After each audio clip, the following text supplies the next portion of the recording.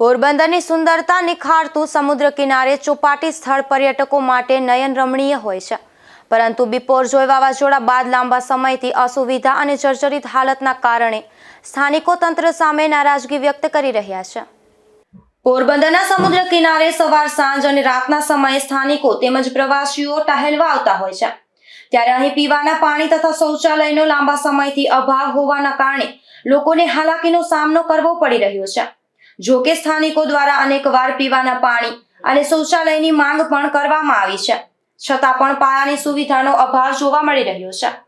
પોરબંદર છાયા નગરપાલિકા સંચાલિત જે આપણે ચોપાટીમાં જે આપ કયો છો એ ગેટ માટેનું પણ આયોજન થઈ ગયેલું છે। એ ત્રણેય ગેટ રિપેર કરી અને સરખી રીતે કરવાની વ્યવસ્થા આપણે કરવાની સૂચના આપી દીધેલ છે।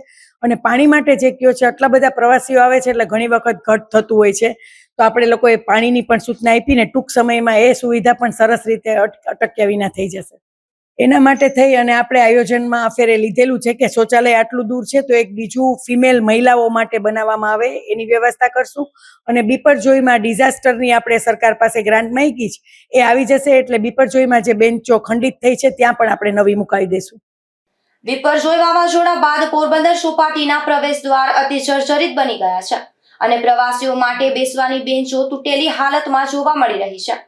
ગેટમાં કાટ લાગી ગયો છે, સ્થાનિકોને અવરજવર કરવામાં પણ સાવચેતી રાખવી પડે છે। પાલિકા દ્વારા વહેલી તકે સમારકામ કરવામાં આવે તેવી માંગ ઉઠી છે। નિપુલ પોપટ, ગુજરાત ન્યૂઝ, પોરબંદર।